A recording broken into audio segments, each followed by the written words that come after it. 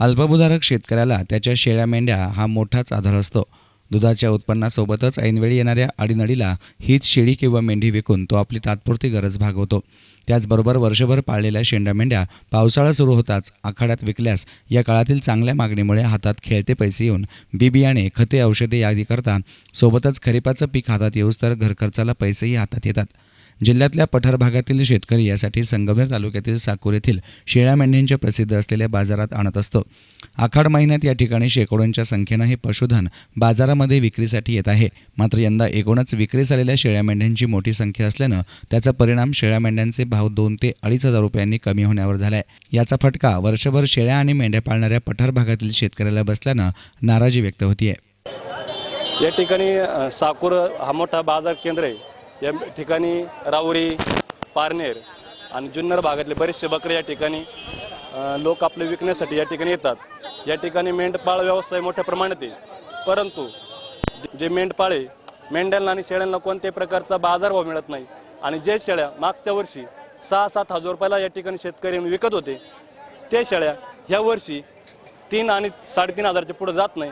त्यामुळं लोकांना भांडवल उपलब्ध करण्यासाठी आणि आपल्या शेतीला माल घेण्यासाठी कवडीमोल बाजारभावात या ठिकाणी येऊन शेळ्या त्यांना विकाव्या लागतात.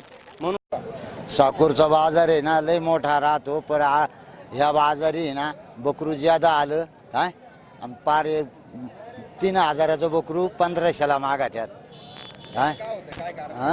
काय कारण आवक ज्यादा वाढते आणि गिराईक कमी. साकूर येथील शेळी मेंढी बाजारात अहमदनगर जिल्ह्यासह पुणे जिल्ह्यातील पठार भागातील शेतकरी आपली जनावरं विक्रीस आणत असतो. मात्र व्यापाऱ्यांची संख्या यंदा कमी असल्याने भाव पडल्याचं व्यापारी सांगत आहेत. साकूरचा हा बुधवारचा बाजार असतो आणि शेतकरी येथे नेहमीप्रमाणे बकरं घेऊन येतात बाजारात विकायला. आखाडाचा हा शेवटचा बाजार असल्यामुळे लोकांनी भरपूर बकरं आणली होती.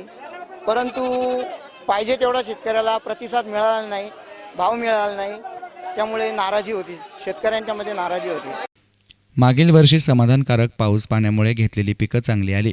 मात्र पुढे पालेभाज्यांसह कांदा आणि बटाटा किंवा तुरीसारखे कडधान्य असतील या सर्वांचेच भाव अतिरिक्त उत्पादन आणि सरकारी धोरणामुळे कोसळल्यानं शेतकरी आर्थिक संकटात आला होता. त्यातून दूध किंवा पशुधन विक्रीतून त्याला आधार अपेक्षित असताना आता पशुधनाचे भाव सुद्धा पडत असल्याने बळीराजासमोरच्या अडचणीमध्ये आणखीनच वाढ होताना दिसत आहे. न्यूज रिपोर्टर नितीन शेळके, एस9 मीडिया, संगमनेर.